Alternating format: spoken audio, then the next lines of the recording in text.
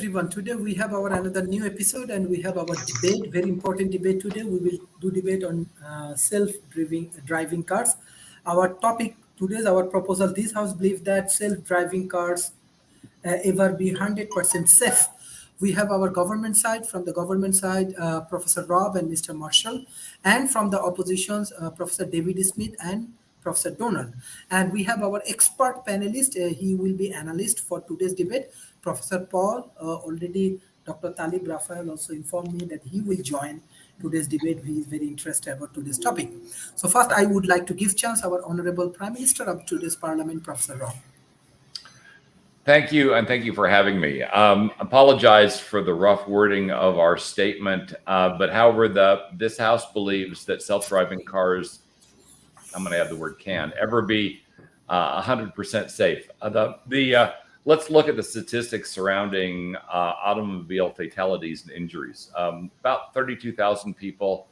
I'm going to use U.S. statistics because the Department of Motor Vehicles does a pretty decent job of calculating that. And while the U.S. runs higher than much of the rest of the world, the numbers do fall within the normal range of averages. And since we don't have numbers for our own country, we have to use numbers from some other countries. So anyway, the U.S. has the highest low seatbelt use. One of 3 people in the United States dies from drunk driving, and one of 3 died from speeding.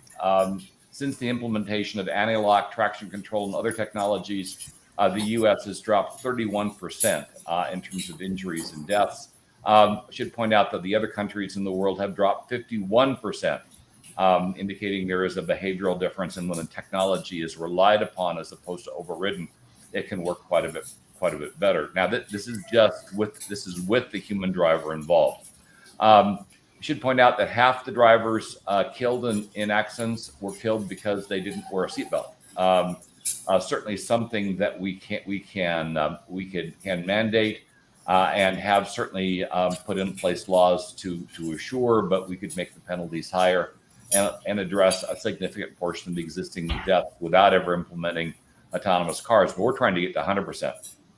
I should point out that France seatbelt usage is at 99%. And even if we don't implement a mandate for self-driving cars, we probably should look to France and how they're doing this to assure that we're matching the best in class, at least with existing technology. Deaths per 100,000 people in the United States are 10.3. This is from traffic accidents. Sweden is 2.7. Once again, if we want to proceed, blend in the Swedish laws and enforcement, we could do a tremendous job in terms of lowering existing deaths. And the lowest reduction from technology was Spain. Excuse me, the highest and lowest reduction from technology. Spain reduced their fatalities by 75% by the use of technology, assuring mandates and assuring that technology was turned on. The United States is towards the lowest, 31%, because they don't assure the technology is turned on. And currently, as we know in automobiles, you can turn off traction control and you can turn off anti-lock braking. And from a personal story, a few years back, I watched a guy pull out of a Jaguar dealership who told the sales rep that he knew what he was doing, and he turned off traction control, proceeded out in the middle of the street, did a quick 360 unintentionally, drove back onto the dealership, got out of the car, and I believe he kissed the ground. Turning off these things is very unwise, and we can mandate that they not be turned off, and perhaps they should. And this does apply to self-driving cars as well, because if we get self-driving cars in place and people turn off the technology, not only we won't get up to 100% reduction in fatalities, we won't see even the beginning of the benefit for that, because it's typically the people that turn this stuff off that are already making poor decisions and driving erratically. So the easy rules that we should have implemented is mandating the seatbelt use for everybody in the car, assuring children are properly buckled in, assuring that people don't drive impaired, and we could require technology in the cars that check for alcohol levels. Already outside of the U.S., the rest of the world does better by mandating a lower alcohol level for drunk driving convictions, significantly lower, evidently. And then assure the car reports if it exceeds speed limits, and that the car can alert if the driver is using cell phones or texting. This is long before we implement autonomous driving, and currently a human life is valued at $10 million. That's the going rate for a statistical human life. And if 1 million lives in the world are saved, that represents $10 trillion, or about half the United States GDP. So it's worth looking at this, because those statistics carry over, and if it's half the GDP there, it's undoubtedly a material portion of the GDP here. Now, if you look, jumping to self-driving cars, if you look at how self-driving cars can work and should work, there are two modes with self-driving cars. One is Guardian Angel, and the other is Chauffeur. With the cars currently planned from the automotive OEMs, all cars coming out, I should say most cars coming out after 2026, will have Guardian Angel on by default. Chauffeur will be an upcharge to the car owner, and a significant one. But the technology will be there for Guardian Angel. Guardian Angel will not get us to 100%, because the human is still in control of the automobile, and there remains a risk the human will turn off the autonomous driving features. The only way you get to 100% is if all cars are autonomous driven and the human is taken out of the loop entirely. Now, the reason for that is even with 360-degree cameras, the car cannot see things that are occluded. So if somebody pulls out the traffic, doesn't see the car coming, the autonomous driven car is still ballistic. It still has to obey the laws of physics, and it will, and if it cannot stop in time, if it physically cannot stop in time, then you'll have an accident. Should point out, however, that statistically speaking, the fatalities would drop rather dramatically, even in that case, because the car will apply the brakes more quickly, will see the potential collision coming with more quickly, will not have tunnel vision, will not be driving under the influence, and will not be driving over the speed limit, which will eliminate about 90 to 95% of the existing accidents. But we're going for 100%. And 100% means you can't have anybody driving on the road that is not part of the system. Every car at least has to be instrumented, and every car has to be within its performance envelope. So give you an example. If you have a self-driving car going into an intersection, it will only be able to see up the intersection from the crossroads when the cameras and the radar on the car are unoccluded.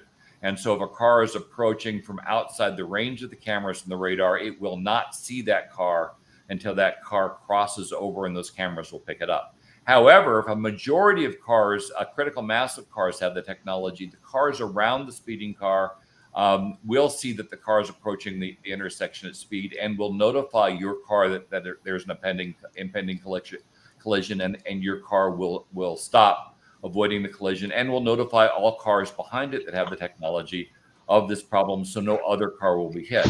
But again, that only gets us to around 98, 99%, with the problem being the car that is exceeding the speed limit and it's going to attempt to run the stoplight. I should point out, from a personal experience, I was driving myself in my electric Jaguar I-Pace, and I came into an intersection about 2 weeks ago.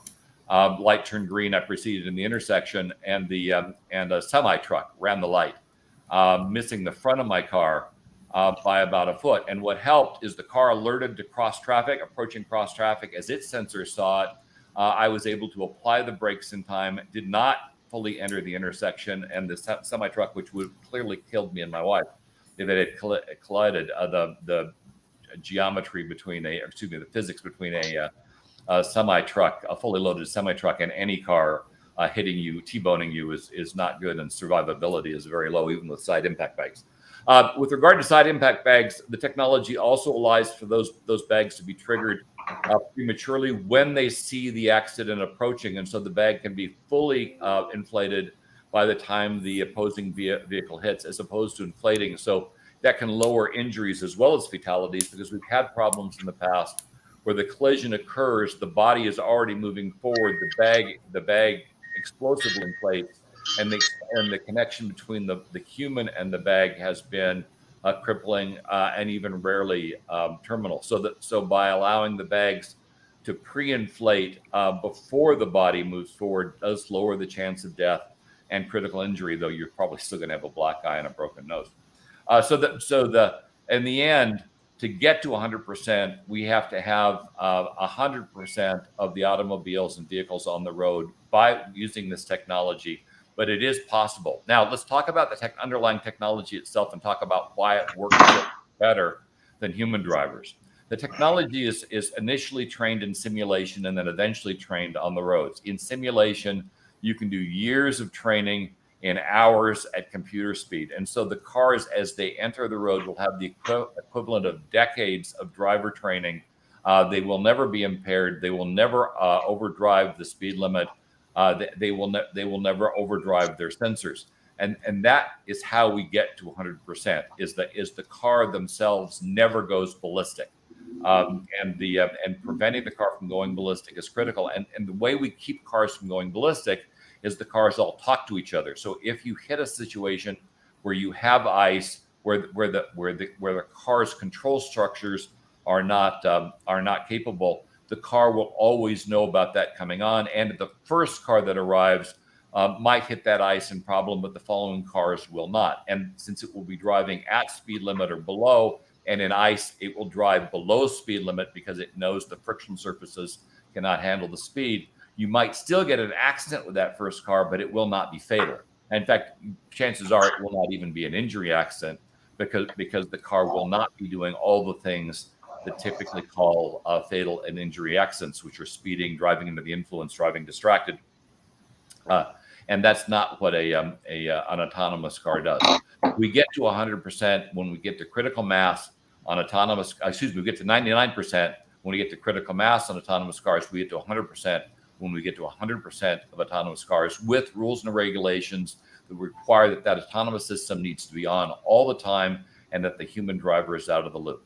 Getting that passed and getting it implemented, that's a different problem, because you know the problems we had with vaccines and masks. So this is something that is statistically possible, but may not be achievable unless we get the population behind us and we can implement the technology broadly and enforce the laws surrounding it. But we're talking about potentials here. We're not talking about achievement. And what we have to discuss is if we're willing to spend the money and the political capital to drive the requirement that these systems be in place and that they always be on.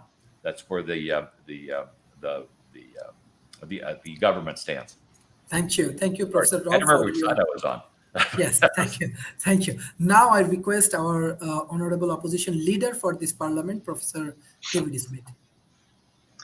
Well, our majority leader has done an excellent job giving us the background on the technology and on some of the elements there. But the debate topic is, will the car ever be 100% safe? And the simple answer is no. I mean, why? Number one, the car, to be an autonomous car, it has computers in it. It has chip-based sensors that are handling everything around it. And unfortunately, we all have the experience of having computer chips fail.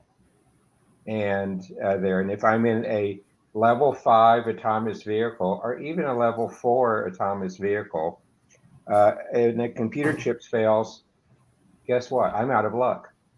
And so 100% is a misnomer going there. Also, I just need to go ahead and pull up a few other programs in my notebook and let me go ahead and hack the autonomous car.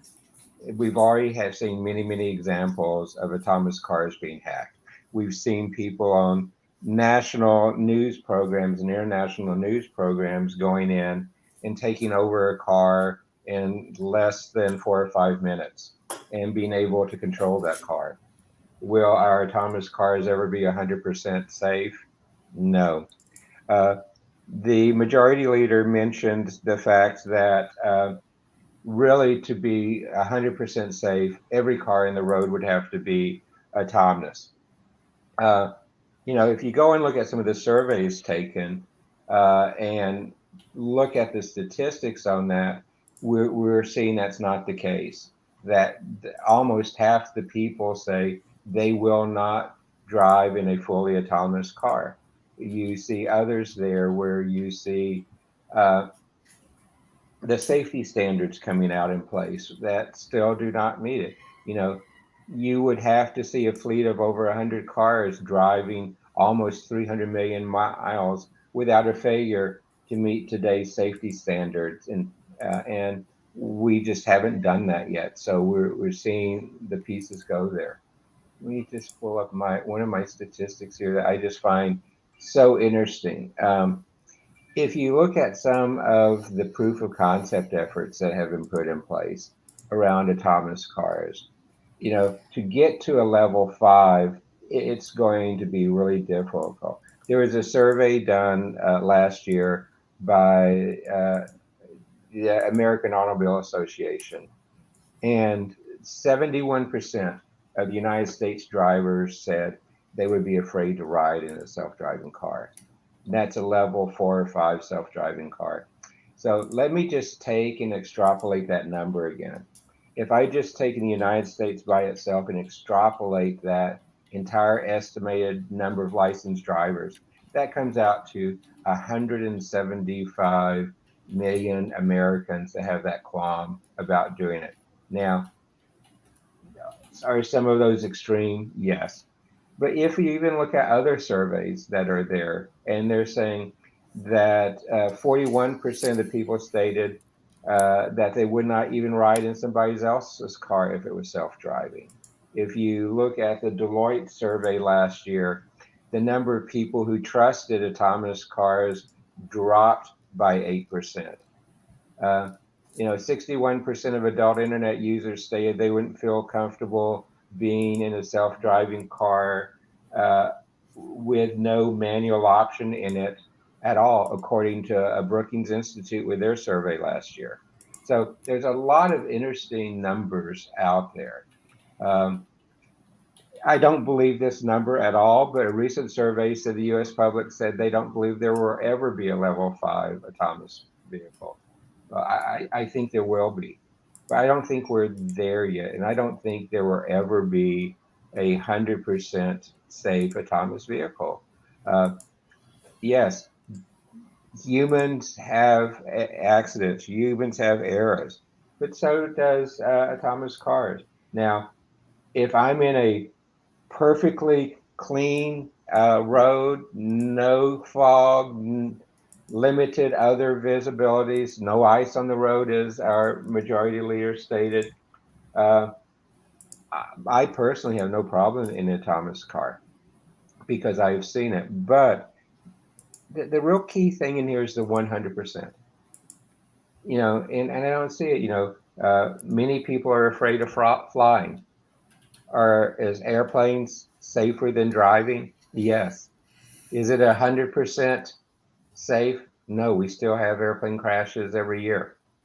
And does that inhibit me from getting in an airplane? No, I'm going to be on one next week flying to attend meetings in Florida and New York. But are they 100% safe? No. As we launch missiles into space, we spend hours and hours of trying to make them 100% safe. Are they still 100% safe?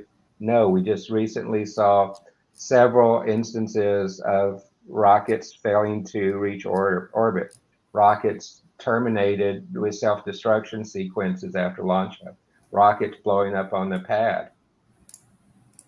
Shouldn't those be 100% safe too, when you look at the money invested? Is there effort? Yeah. Every accident that an autonomous car has gets investigated, and that goes into the future training of the car, as the majority leader stated.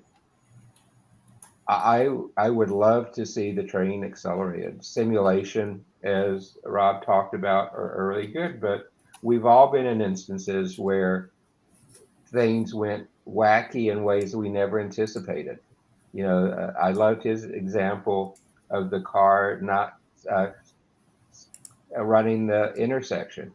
We have that all happen too often. We have places where a car had a blowout in front of us. Yes, we had to react. I wonder in the training how many blowouts are into the training algorithms that we are using autonomous cars. But the world is a chaotic place. The world is never 100% certain. Anomalies will happen all the time. Will we have autonomous cars at level 4, level 5? I believe we will. I don't expect to see a level 5 autonomous car really until after 2040, if even then, as we get there. And just to hit a couple of levels, level 3 is limited self-driving. Level 4 is full self-driving under certain conditions. And level 5 is a full self-driving car under all conditions that can operate with or without a human person there to be able to take charge of it. There's a lot of elements in it there, and I'm sorry, but I just do not believe that the 100% figure is there. We really know that our tryouts today on human roads tend to involve semi-autonomous cars with a human driver to co-share the driving. So for really less than the level 5 cars, thankfully, so far there's a backup human driver who presumably can take over. But we've actually seen in a number of the Uber crashes and others that even the backup driver isn't very good when they're expected to leap to the rescue. So is autonomous vehicles here to stay? Yes. Are they going to become mainstream, particularly on long haul routes? Probably. But will they ever be 100%? I can say with certainty the answer is no. So thank you so much. And back to you. Please Thank mute you. if you're not. Please mute if you're not talking. The interference coming through made it hard to hear David. No, thank you. I think Dr. Talib actually trying to communicate and he has some internet issues. So thank you, Professor David Smith, for your excellent contribution in the parliament.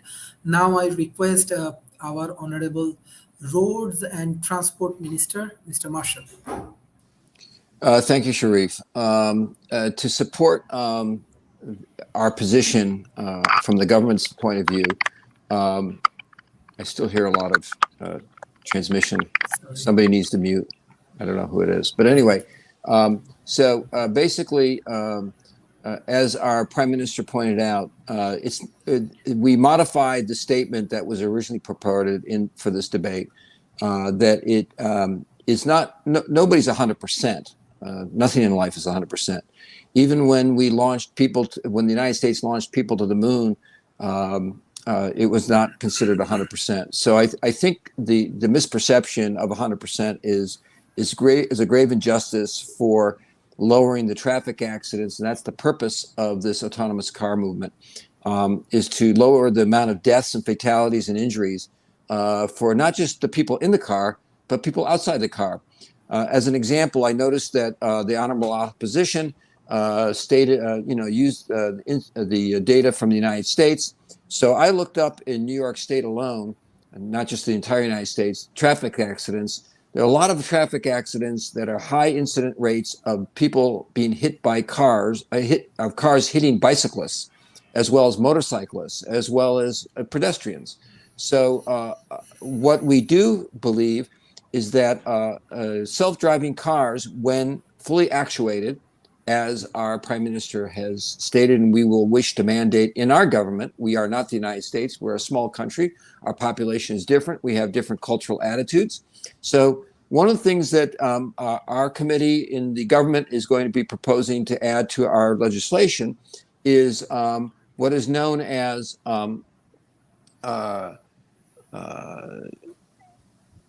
control systems for defense and public safety. They're known as CAVs.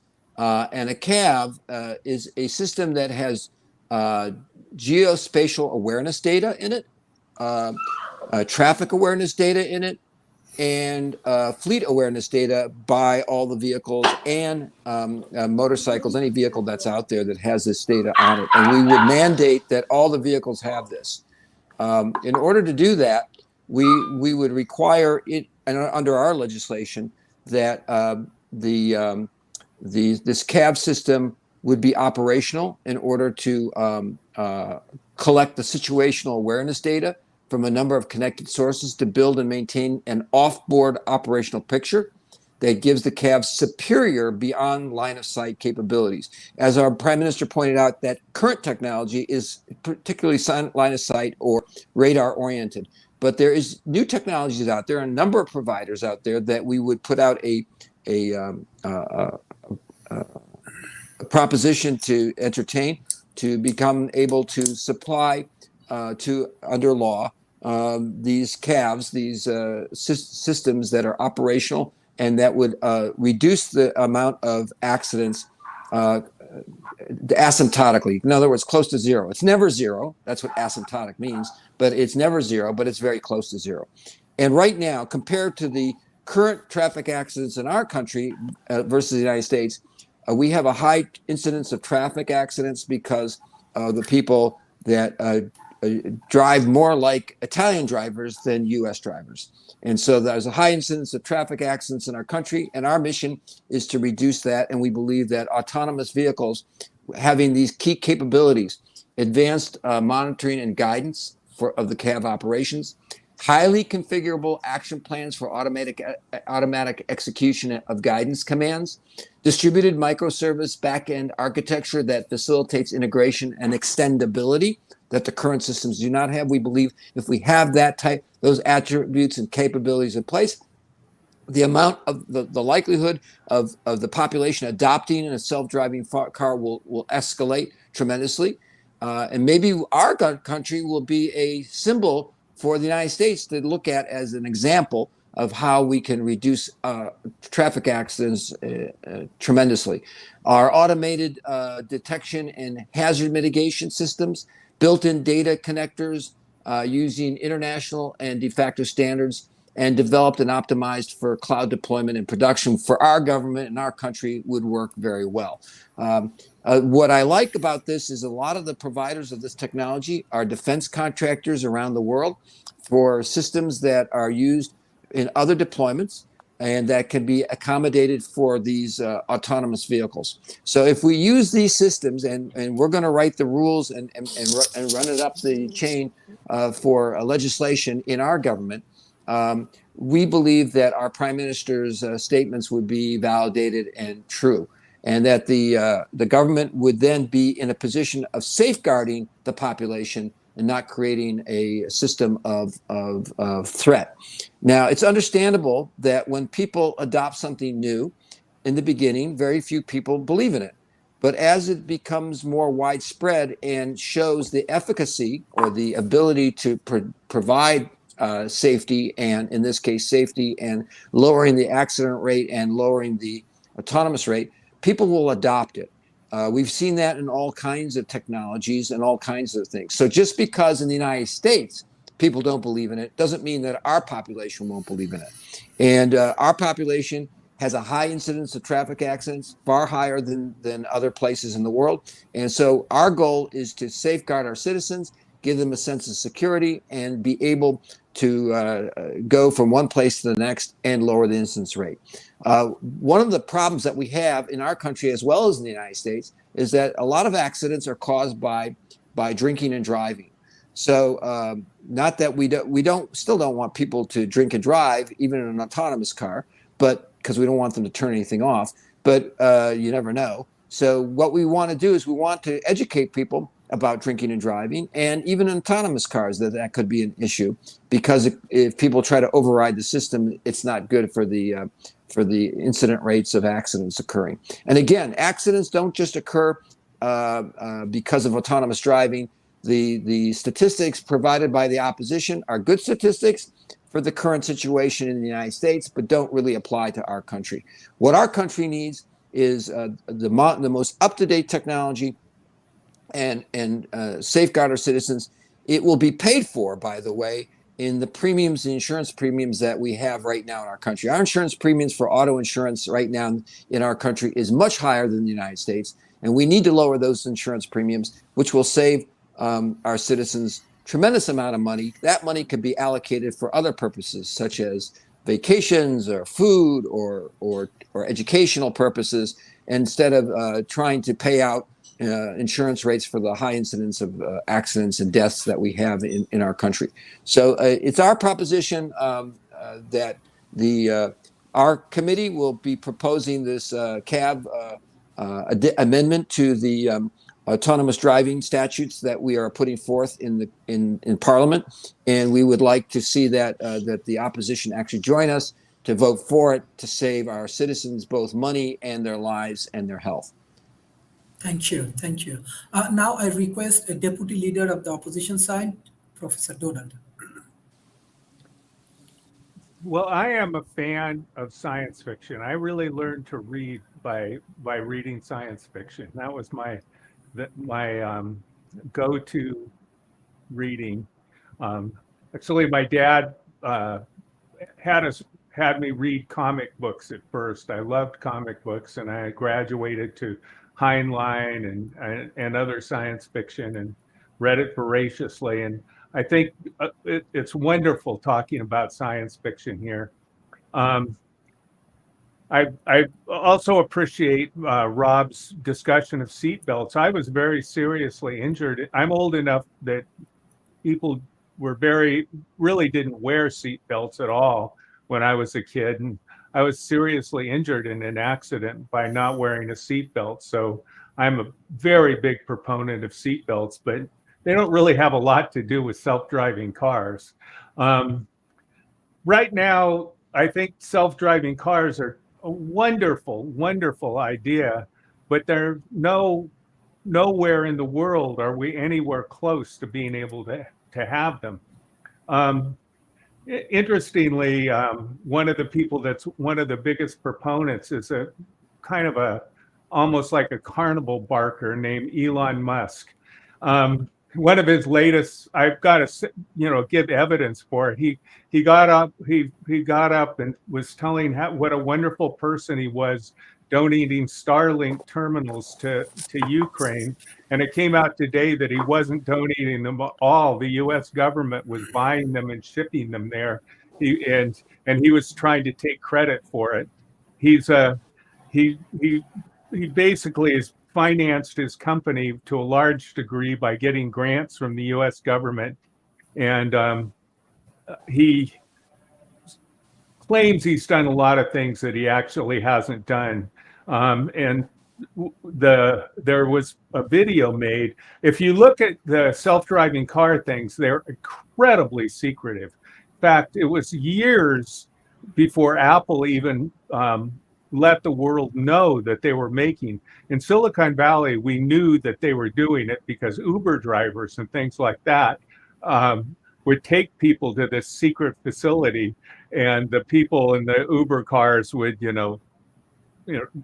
spill the beans a little bit.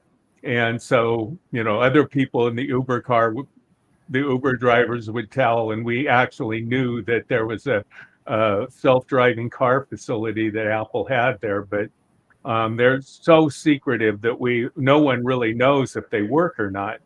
And basically, the technology is very, very limited. So what you'll do is you'll read these newspaper articles that say, self-driving cars working in San Francisco, there's self-driving taxis in San Francisco. And then if you read the article and you go to the bottom of the article, you read that, well, yeah, they're working in a 16 square block area or maybe even a huge area like 64 square blocks. That's the one part of San Francisco that's laid out in a grid, and they're not allowed to run in the rain, and they only run at the time of day when the traffic is the lowest. And they do interesting things like accidentally go to dead-end streets. This one particular dead-end street where they always have to turn around, and the people on the street, it makes them crazy because these self-driving cars just keep driving to their street and turning around and driving away. And the Teslas drive down railroad tracks. They mistake them for roads. We're so far from being able to do it. I mean, and this is a case of everything being as easy as possible. Imagine a self-driving car driving through Bangalore or Calcutta in the rain. I mean, hello. It's an incredibly different case. We're so far from being able to do something like that it's incredible. Now, you know, that the thing here is, will they ever be safe? Well, 100 years, 200 years, 1,000 years? I don't know. I'm not going to say never. I mean, how am I going to know what's going to happen in 1,000 years? But are they going to be safe or even work enough to actually be usable in certainly not in my lifetime, my grandchildren's lifetime? I don't really know. And a lot of the things that people are talking about really require a whole entirely new infrastructure, because for self-driving cars to really work, the cars have to know where each other are. A self-driving car, they have to know where the other self-driving cars are. And right now, the internet infrastructure is far too slow, because the time that it takes to ping the internet, the time that it takes an internet packet to get to the internet and get it back is so long that it would take a car 60 or more feet to just be able to know that something has changed at 60 miles an hour. It's quite a long distance. This will be shortened considerably with 5G, but that means that there'll have to be 5G towers everywhere by the road, and because 5G has a very, very short distance that it actually works. And so one of the gating factors to being able to actually have self-driving cars is the ability to actually have 5G or 6G technology, like everywhere that a car could be, that technology has to be. And so we have a very long way to go to be able to have self-driving cars. Now, in a small country like ours, I mean, in theory, we could leapfrog the rest because we could put that technology everywhere. But, you know, how are we going to pay for something like that? I mean, that's not something we're capable of doing right now. And so I think that what Rob talked about in the first place of making sure that we don't have drunk drivers, making sure that we have good traffic laws that people actually obey, making sure that people wear seatbelts. Those are the kinds of things that are going to make our country safer, to make people's lives better, and make things and make our country a better place to live in. The idea of self-driving cars is wonderful. It's a wonderful fantasy. It's a wonderful science fiction story, but it's not something that's going to happen for generations. And I don't think it's something that we should spend our effort on right now. Thank you, Professor Donald. Now I request for closing remarks. First, I request our opposition leader of the parliament, Professor David Smith.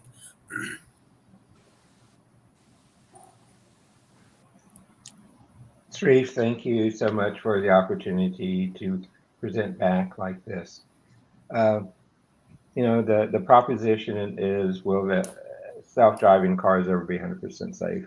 As we've heard, no. You know, it's particularly difficult to look even in our country as we look at the fact that we are not one of the technology leaders. And, you know, a fully autonomous vehicle has to have a very strong technology base to maintain it, to update it, to adapt it to the unique things which are in our country. The majority leader also and the Minister of Transportation commented how we would have an intelligent infrastructure, that we would go ahead and have the infrastructure put in place to have all the cars communicate with each other. Well, does that mean that we go ahead and take all non-autonomous cars that are not equipped with communications off the road? Boy, that would sure be a big burden for our citizens if we did that. So the reality is we're going to live in a time where we will have a mixture of non-autonomous cars and autonomous cars. And human beings are hard to predict. And no matter how much modeling we do, we're still going to do things that are different. Our country is one where we are continuing to make great strides in infrastructure. But as you look at the studies, as you look at the models, the infrastructure has to begin to change as you go to fully autonomous, to level 4, level 5 cars to really support them. We heard earlier that the latency time of internet communications is a problem. And it will be for a time if we have connected autonomous cars. I'm sorry, I still worry a lot about failures in autonomous vehicles. We have failures in regular cars with the motor going out, the battery going out, blowouts. Well, we're still going to have some of those same problems in autonomous cars. And we need to make sure that the systems that are driving the cars are aware of all those other circumstances. And does that mean we have to go ahead and make our 100% autonomous vehicle complete with backup systems for all the major components, which further will drive up the cost? That might be the solution. But on the other hand, boy, that's going to be difficult for our country citizens to afford. There's a question from one of the constituency. Do we think ever fully self-driving cars will require human oversight? Do you think it's necessary? Well, I can see instances where it's not, but I also can see instances like Donald mentioned in heavy rain, in ice, and snow, and blizzards and fogs, where you might want to augment it. We also have to begin to look at how do you look at it from an accident standpoint. Yes, humans have accidents. Yes, self-driving cars have had accidents. Will they ever go away? Probably not, because of the variabilities which we have. The couple of just final points on this is that, as I look at a level 4 autonomous car, you want one where you can relax and enjoy the rides. And because of that, well, you really want one that can study the environment. You want one that can really understand that the conditions around you can be unstable. We have places today in Europe where GPS signals are being jammed. We're seeing it affect aircraft. Boy, that would affect a fully autonomous vehicle as well if those type of signals are jammed. Will we make progress? Yes. I think we will be at a level 4 autonomous vehicle for general consumer use probably around 2040. And level 5 coming not far after that. If you begin to look at some of the global transportation associations, they're a little bit more pessimistic in that. You look at some of the transportation associations in the United States, they're more optimistic of that. So you have a range there. But I believe that our country wants to support the development of autonomous vehicles, particularly where it makes sense. On our highways, they can be consistent and predictable. On areas where it's been constructed for them, yes. We are already seeing today some level 5 autonomous trucks being used in pilots to deliver products to places. We're seeing a level 5 autonomous trucks being used to drive between campuses that Apple has in Silicon Valley. We see the different elements there where they're being used. We see autonomous robots used on our factory floors, and it's getting there. And this will too. But even on our factory floors with autonomous robot technology, which is actually more advanced than what we're seeing in cars, there's still failures. And we see that happen all the time. If we build it, there will be failures. If we manufacture chips, there will be failures. If we manufacture the wheels that the car will run on, there will be failures. So 100%, we won't get there. Will we see it reach a point where it becomes usable? Absolutely, yes.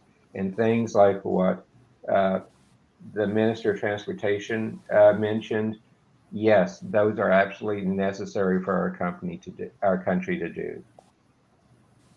Also necessary is we should also join with others in the industry to begin to look at piloting and doing the early stage work on it, because we want to make sure the unique conditions in our country, our unique culture, are built into those models, and not just the models of other countries around the world.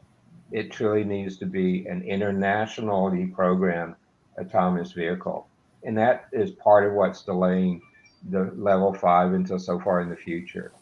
So the opposition stance is, yes, autonomous vehicles are moving ahead. Will they ever be 100%? No. But just like airplanes are not 100%, and we all get on airplanes very often, people have more fear than others. There's a percentage of people who will never fly. That same percentage of people are the people who will never get into an autonomous vehicle either. So will we get there? Yes. But the reality is we have to support it, and that our technology know-how has to improve. This is a great opportunity for us to pass additional legislation, to go back and put additional programs in our colleges, our universities, and our tech schools, because there's going to have to be new skills learned to do this.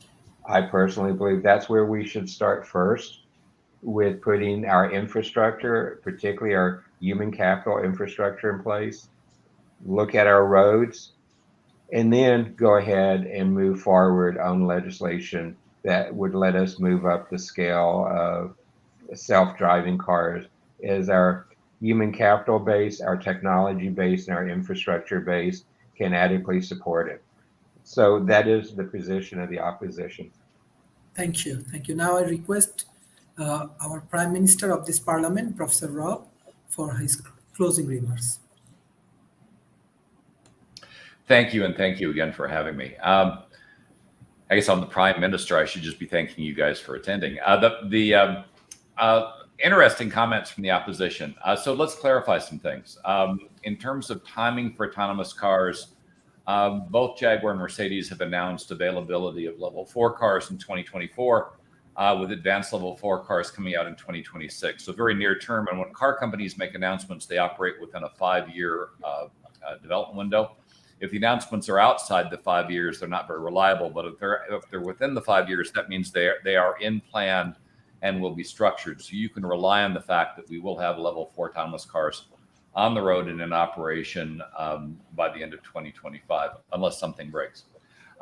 The opposition talked about Elon Musk. I'm not a particular fan of Mr. Musk either. He's probably done more damage to autonomous cars than any other single person in the history of automotive of the automotive industry.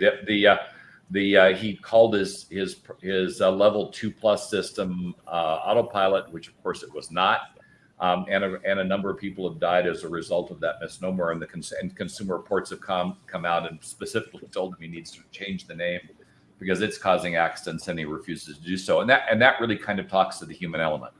Autonomous cars can't be 100% as long as the human element's involved. But we're talking about possibilities, not absolutes. And so to get to 100%, the human element has to be removed from it. The opposition mentioned that computers fail. Well, we already have experience with current generation cars that when computers fail, the cars won't run.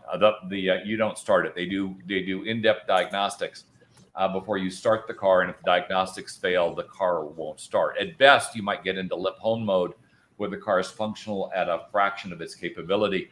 And even existing Teslas today, if they sense a fault, they will pull the car, they will slow the car, pull the car to the side of the road to get out. And one of the advantages, of course, to electric cars as opposed to gas cars is when they have a critical fire problem, you typically have minutes to react, where when you have a fire problem in a gas car, you have microseconds. And so if it's in the back, before the tank blows.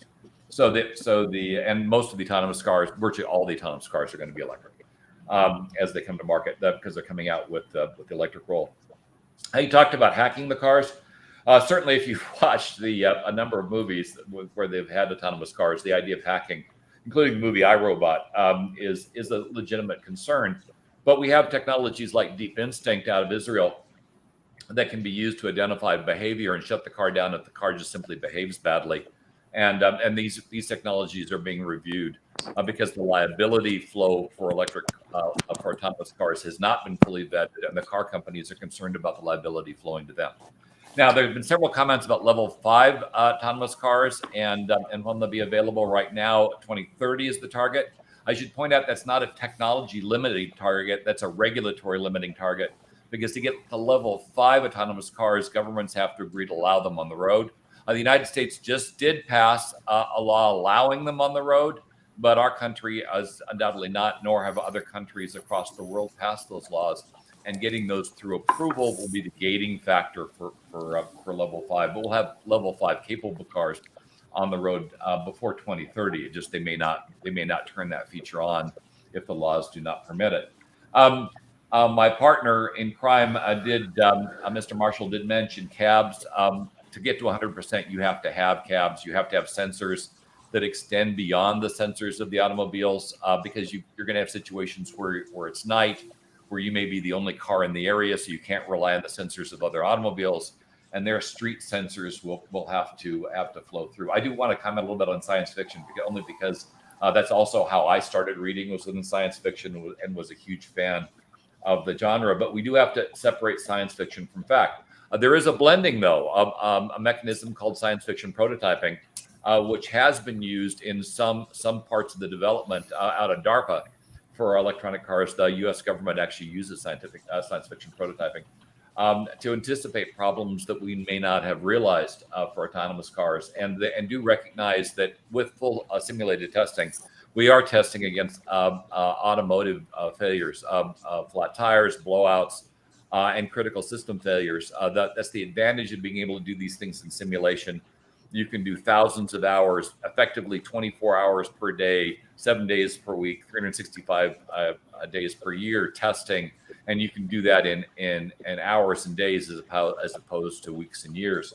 And so the level of testing that's been done on these is significant. But as they roll to market, clearly then we'll get real world data, and every one of these cars reports back what's happened, what's failed, what hasn't failed, and that knowledge now then is put into updates, and those updates flow out to the cars. It does, once again, and we agree with the opposition, that there has to be security on these automobiles, because if those updates are corrupted, if the updates are illegitimate, or they introduce malware, it's going to create problems, and you won't get to 100% unless you mitigate that. So this is still, we're arguing, the will require our will. Now, in terms of passing laws requiring autonomous cars, we may not have to. The models with regard to insurance indicate that autonomous cars' insurance costs should drop to 10% or less of current liability and collision rates today. Accident rates will drop at least 90% for those cars. That's a minimum, up to 95, 98%, but at least 90% reduction in accidents, and that will flow through to insurance costs.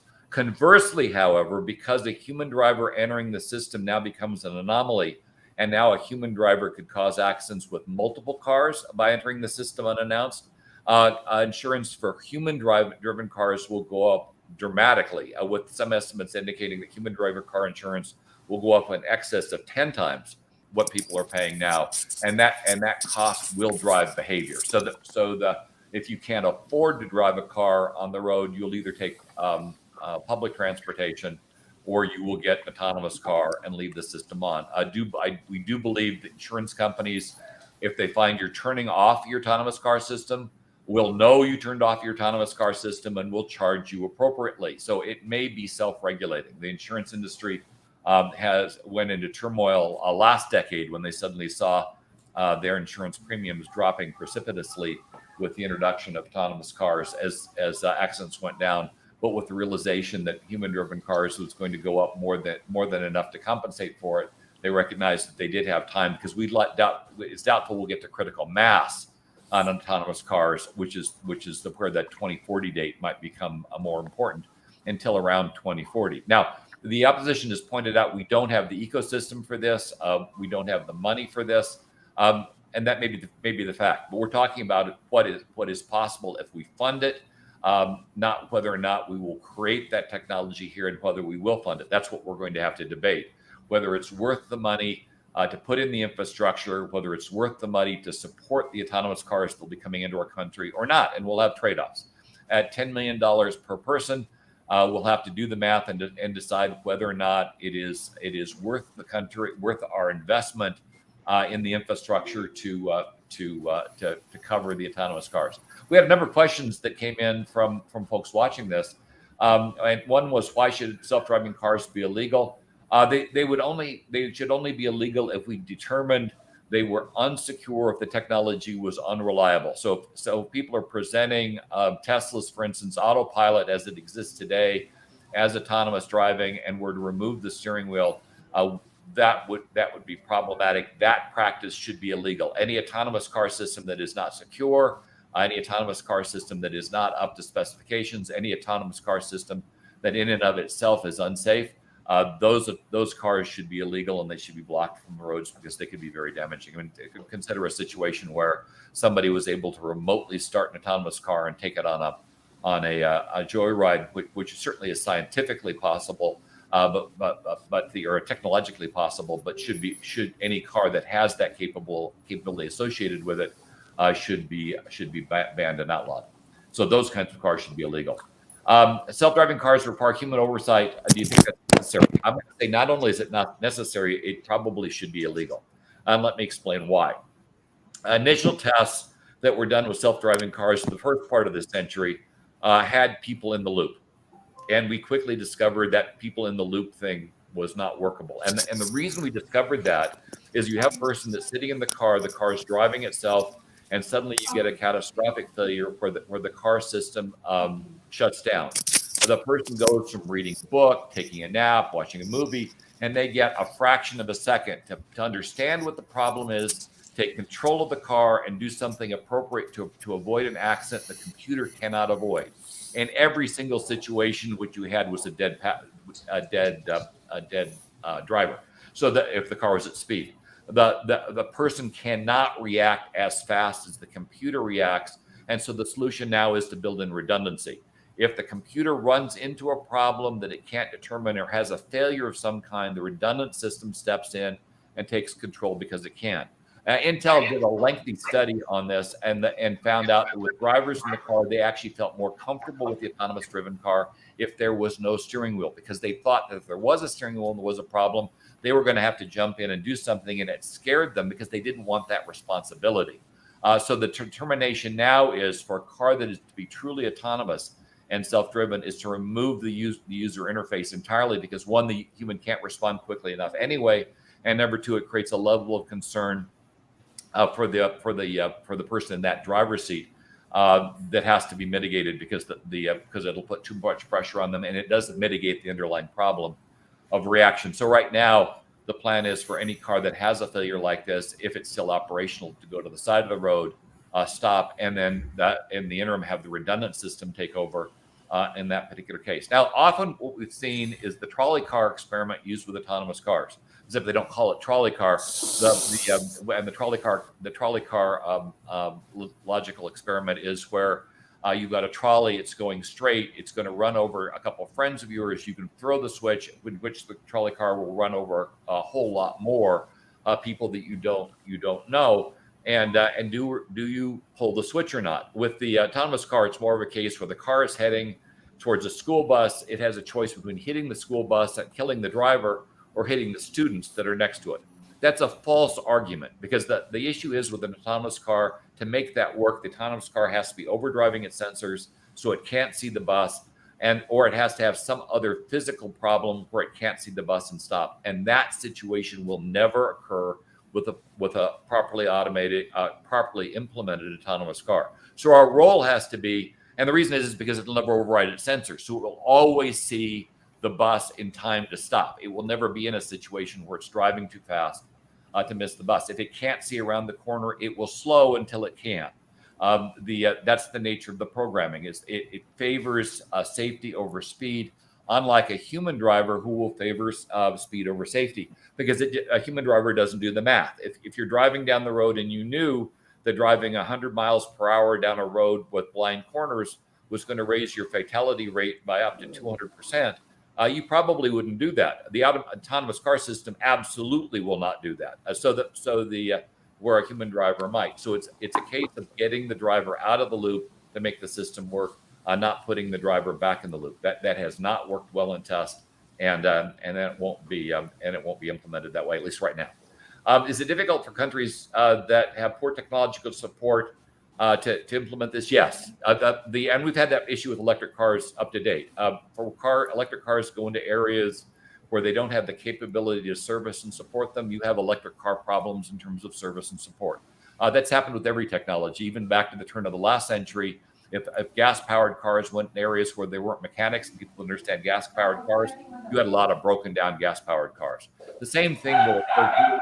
The good news with regard to autonomous driven cars is the fact that you get updates over the air. You can do more things to keep them current. You can do more things to keep them supported than your typical unautomated gas automobile. And that's been true with electrics as well. So as long as you have over-the-air updates, you can provide the cars provide for the cars to function.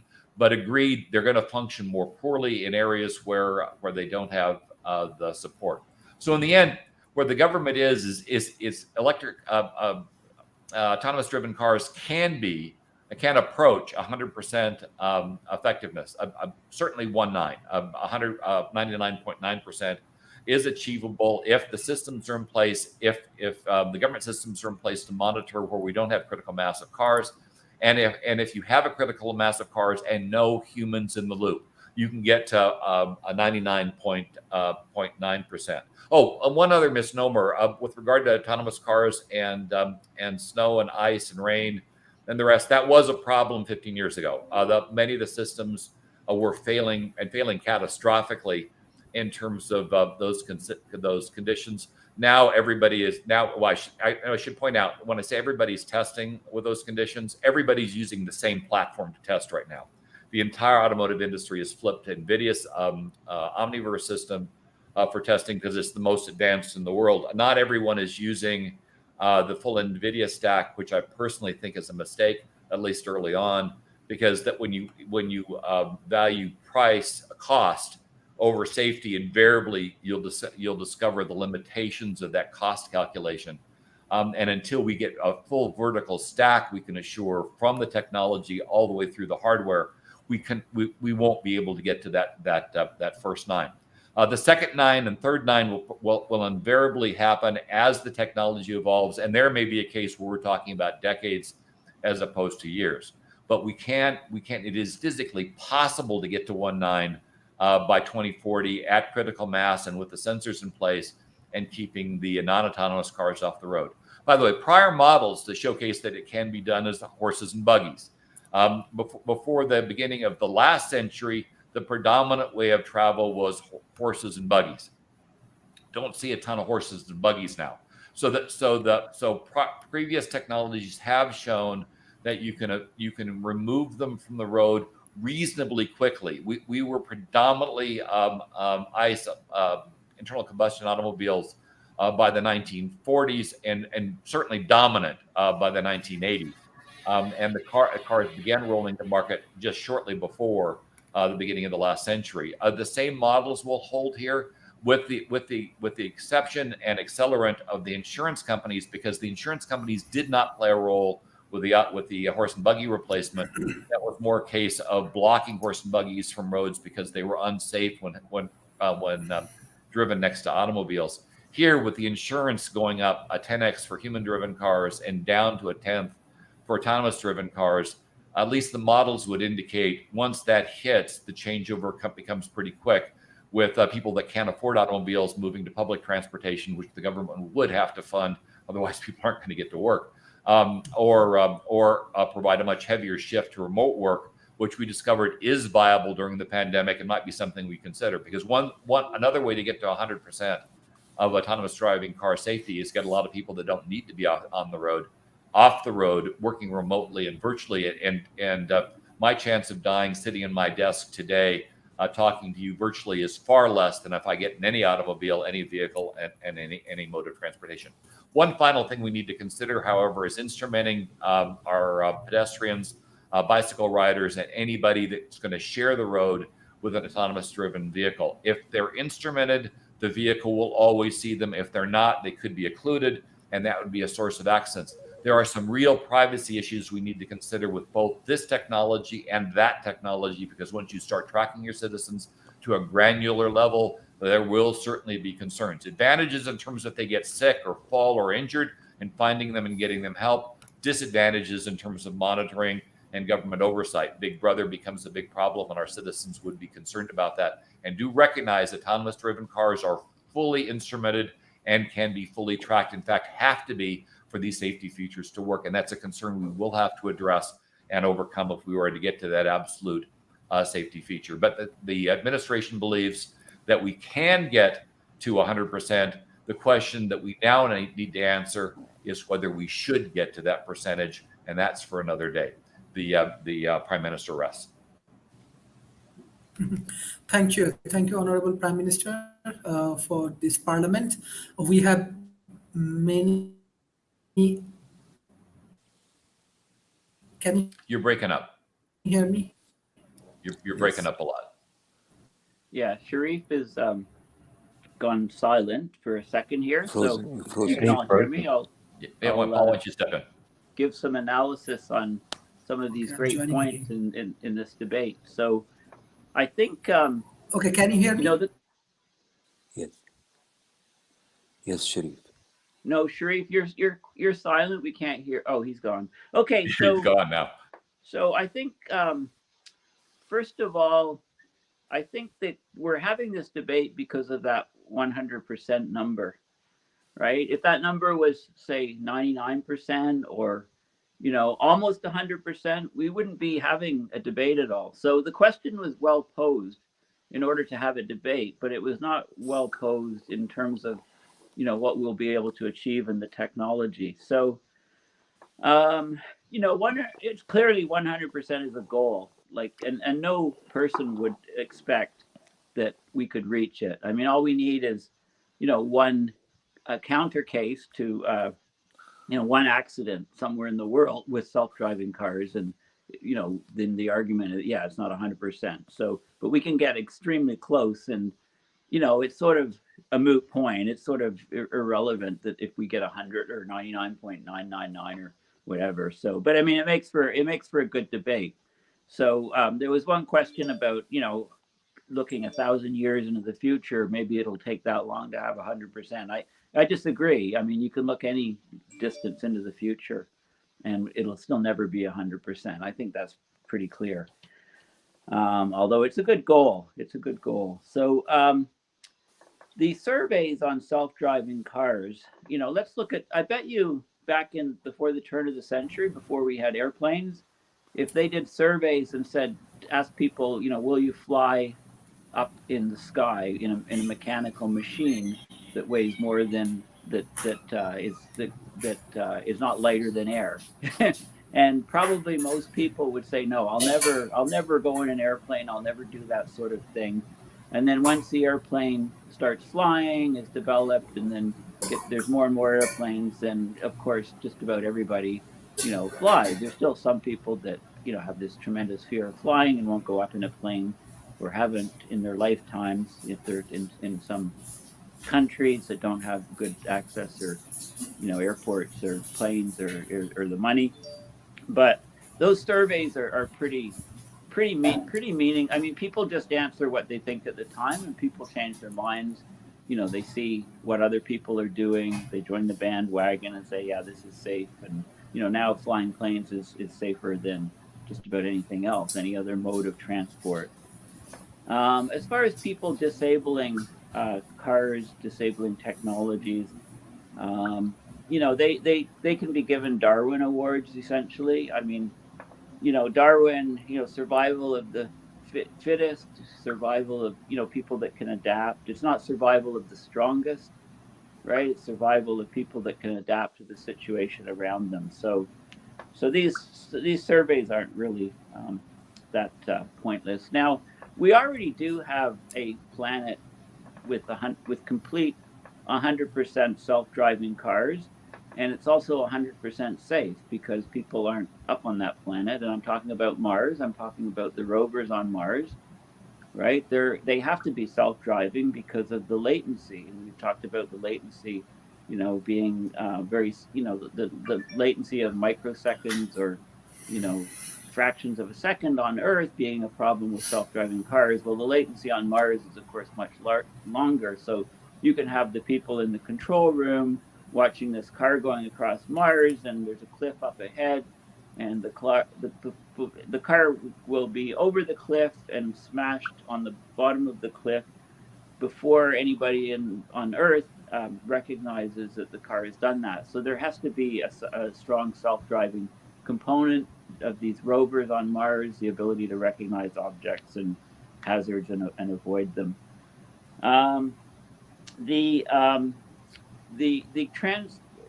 transition of technology from horse and buggy to cars is actually an interesting example that was brought up. And there's always winners and losers in terms of the human population, that when this technology comes into place. So there's some interesting pictures that you can easily find on the web. In one picture, there's a city with, it's only horse and buggies on the road. I think there's one car in the picture.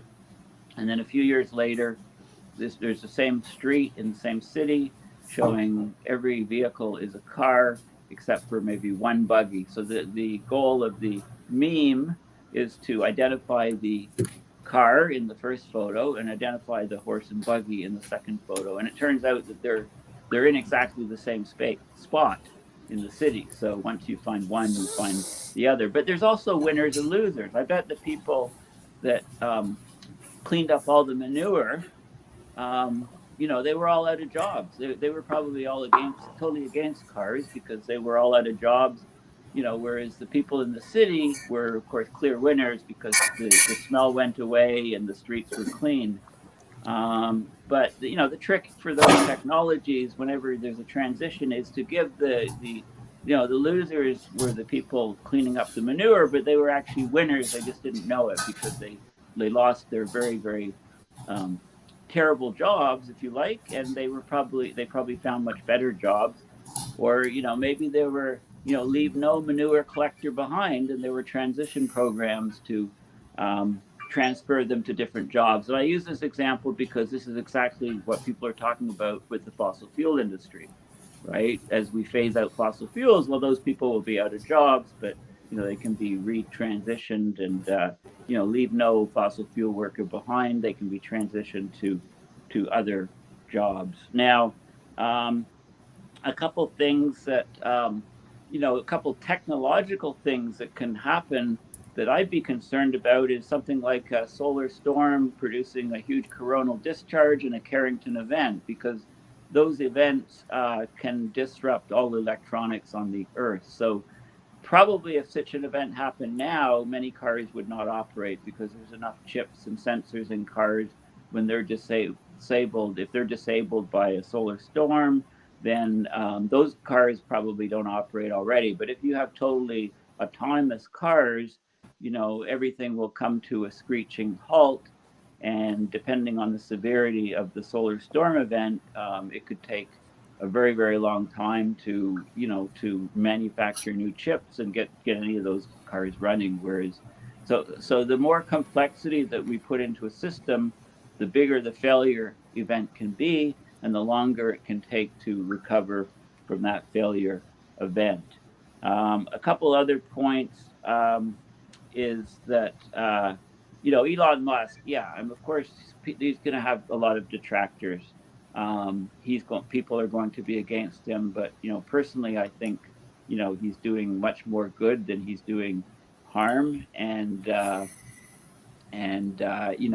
he's developed the electric car with the Tesla, and self-driving cars. So I think he's done a lot for a lot of people that think of self-driving cars, they just think of Teslas and Musk, right? They don't consider that Musk has been one of the worst people on the earth for preventing the technology from coming along. I don't think that's the case. And so again, yeah, it's a great debate. I want to thank everybody. And again, I'll come back to my initial point, whereas, Sharif chose the topic of the title very well. He said, he used the term 100%. And like I said at the beginning, if he said almost 100%, or if he said 99%, then we wouldn't be having this debate at all. There'd be no debate. I don't think anybody argues that, that these type of cars will greatly increase safety on our roads. So thank you everybody for the debate. Thank you, Professor Paul. We have our honorable speakers and analyst of the debate, Dr. Talib.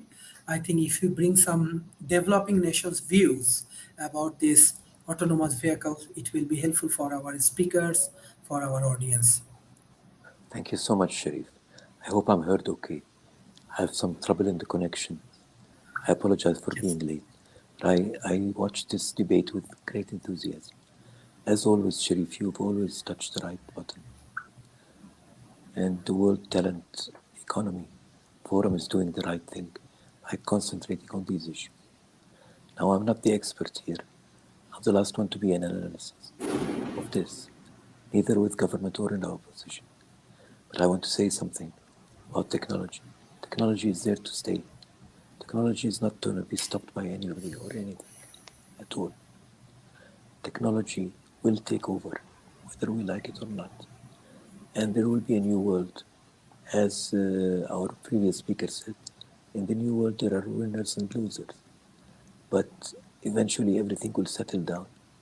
I have a confidence in the future. I have a confidence in technology. Technology will solve everything, I'm sure. It will correct itself as it goes along. Thank you so much. Thank you, Professor. Thank you for your support for World Talent Economy Forum. This debate actually very, very helpful for developing nations. I can remember 2012 when I first started the collaborations in between Cambridge University and United International University. From our research lab, we first focus on how we can develop better rickshaw because the university in Bangladesh. So yes, autonomous vehicle right the way. Maybe it's very good technology for Malaysia. It's very good technology for Singapore, but still, Professor Donald, you are correct. If it's Bangladesh, Indonesia, or for India, we have to think again and again that how we can implement this technology because we have a lot of transportation problem, let's say traffic problems, and many more things. But fact is that when we engage with these developed nations, expert and analysts and scholars, we can understand the future, what will happen in the future. And based on that, if we can develop a better policy and better blueprint for a developing nations, I believe we can solve many problems. That's why World Talent Economy Forum, beside this dialogue, we are collaborating with a lot of developing nations university. In Tripura, we are collaborating with Tripura University. We will help them to develop real research, real projects, and help their students to develop their knowledge in global arena. Second, we are collaborating with Uttar Pradesh University with 30,000 people because they have 15 villages, 30,000 people, and we will help them to develop their ecosystem. Third, in Malaysia, we are collaborating with YMM. I think around 6 million people, they are working with YMM for developing sustainable ecosystem. Why we are collaborating with this kind of university? Even in Bangladesh, with European university, we are actually help 350 scholars. They will do PhD with our collaboration and partnership. So fact is that knowledge is very important. And we believe if we have proper knowledge, we can solve many local problems. Another problem we have from the global arena, I'm sorry to say, but I have to analyze this point because last 12 years of my corporate life, I do too much work with different foreign corporations and local corporations from developing world. And I find that example in the COP26, yes, conference wise it's a very successful, but what is the achievement of developing world or solving the climate change? I'm sorry, it's nothing. How actually develop world, develop policy, and they work as an advocate for the developing world. Some point, even I do not understand. How the government understand, I do not know. So we have to be realistic. And there is one point when we go for the public-private partnerships, multinational corporation said you bring money from government said you bring money from corporations. These are the huge gap, and yes, there is a corruptions and other thing, but we do not want to touch this point. Better we can utilize the talent from the local ecosystem, and based on the local requirement, we can go for innovations and we can utilize the local resources. And definitely people like Professor Rob, Professor Marshall, Professor David Smith, Mr. Donald, Professor Paul, Dr. Talib Raphael, all of you actually part of our board of advisory, and you can help the developing nations to develop a better ecosystem. I think that will be more realistic because we're utilizing the resources of developing world. I believe it's enough. On the other hand, we can use the best expert from developed world. So that is the concept of World Talent Economy Forum, and already I can ensure many university, government, and corporate body, they are collaborating with World Talent Economy Forum, and we need some action. So next year, February, we will launch our first realistic projects in India, and we will help 30,000 people. And those who want to contribute more, like you have a more concept, more strategy, you can share with us, and definitely we will work as a team. And our honorable board of advisor, because today those who join, everybody actually part of our board of advisor.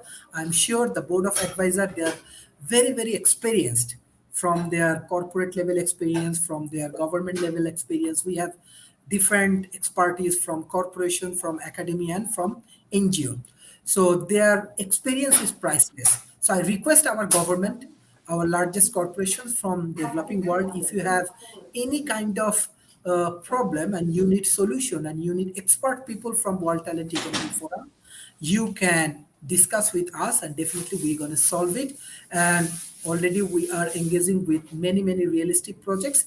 So from our board of advisor, we want to develop our talent economy lab. So I request you, if you have a concept note, how we can develop a better talent economy lab, more like entrepreneurship lab, you can share with us. Maybe we can innovate autonomous vehicles, and definitely it must fulfill the requirements of the local ecosystem of Malaysia.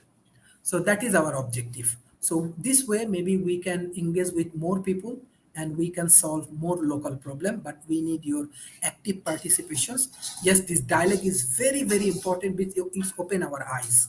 Already, I'm sure millions of people, communities, community leaders, government leaders, politicians, they communicate with World Talent Economy Forum. They believe that how talent economy moving, this is the realistic way, and hopefully your suggestion, your advice will help us a lot. And I request all of our audience, please share our content as much as possible. Next week, we want to focus on Sri Lanka, because Sri Lanka now in trouble, And they are even previously we focus on Ukraine and Russian issues.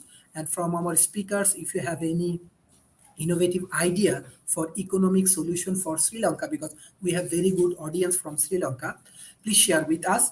And we want to arrange a very special episode on Sri Lankan present crisis, because maybe we can do a better case study and we can understand that how a developing nations can overcome from the situations. And my Sri Lankan friends, those who are our audience, if you have any advice, any speakers, any guest want to participate in our dialogue, I want to invite. So thank you everyone for your excellent contribution for World Talent Economic Forum. Thank you. Bye-bye and take care. Oh, before we go, I just want to add one thing. We focused on autonomous cars, but the industry has moved from cars to autonomous machines and robotics, and so the same technology is being applied more broadly.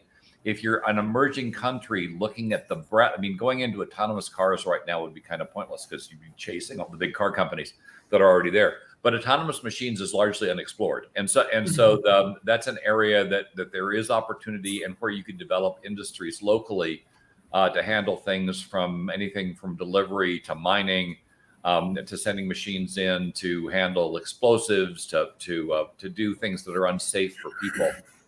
That is a viable industry for any emerging market because it's unpopulated now, and the same technology that's being used to create the cars is available to create machines, with BMW now rolling out one of the largest autonomous factories, which is almost very few people, almost no people in it for most of the things that people were used for. Amazon's right behind them in terms of implementation and understanding the technology, both with regard to its impact on the workforce and with regard to how you could apply it in country, is still an area that's very, very it's not dominated by large companies, and so it provides an opportunity for younger countries to get involved and carve out a piece.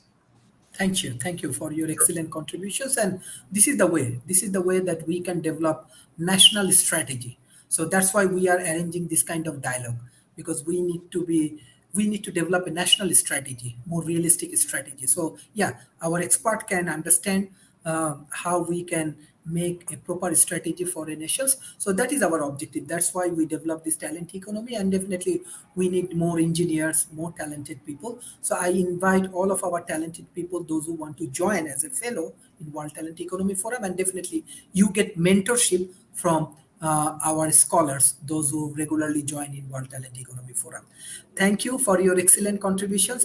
Thank you. Bye-bye and take care.